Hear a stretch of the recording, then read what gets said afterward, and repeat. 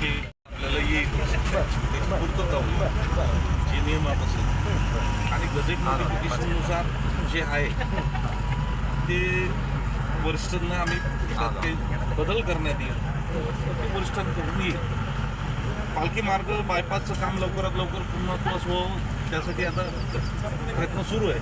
कारण हाय tension line आणि बाकी कॅनलचं ब्लॉक सगळं आता सुरू आहे. ते पण काम आता प्रगतीपथावर आहे. लवकरात लवकर संपव, कारण लवकरात लवकर जनतेच्या सेवेसाठी सुरुवात व्हावी यासाठीच काम सुरू. ते पण लवकर ठेवतो. अपंगांना पण काही काम देता येईल तर वरिष्ठ दिव्यांग दाखवले ना तर सोडत नाही. बरं, आणि मला 3 तारखेला अडवलं होतं, सोडलंच नाही. दिव्यांगांना तर सूटच आहे. जे चालक आहेत या टोलची त्यांना तशी सूचना द्या. जर गाडीत दिव्यांग बांधव असेल तर तिथं गाडी सोडायची 100. हां, म्हणजे तसं ते साहेब ह्याच्यातच आहे. फार महत्त्वाचा मुद्दा आहे.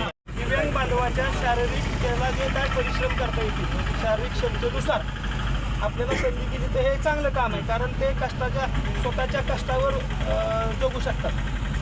अजून पथदिव्यांचा एक विषय आहे. पथदिव्यांसाठी इलेक्ट्रिसिटीचे सगळे आता चालू आहे. हे पण काय होतं, आसपासची जी गावं आहेत ब्रिजच्या वगैरे आज शेजारच्या तक्रार उल्हासराव आहेत, आपले ताते आहेत आणि त्यांच्या समजा इथं लहान मुलांच्या शाळेच्या दृष्टीनं जी अडचण होते किंवा त्यांना पहाटे लवकर जावं लागतं, त्या कॉन्ट्रॅक्टरला सांगून तातडीनं हे काम करायला हवं. विडणी पिंपरस जे ब्रिज आहेत ना त्याच्यावरचे तुमचं लाईटचे सगळं चालू झालं. सगळे जर आपण डीजी लावून ते चालू केले होते. पण काय MSCBनं जर लाईनचे कनेक्शन पास दिले ते काम पण होईल. काय होतं काय बाकीच्या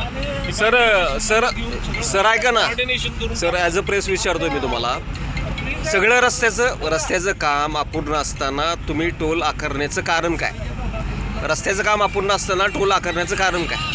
रस्त्याचं काम अपूर्ण नाही आहे. इकडचं सेक्शन या सेक्शनसाठी हे वेगळं आहे. प्रत्येक 60 किलोमीटरला दिलेल्या मापदंडात टोल असतो. वरिष्ठांकडून आणि नॅशनल हायवेच्या हेडक्वार्टरमधून जे आदेश होतात त्यानुसार हे सगळं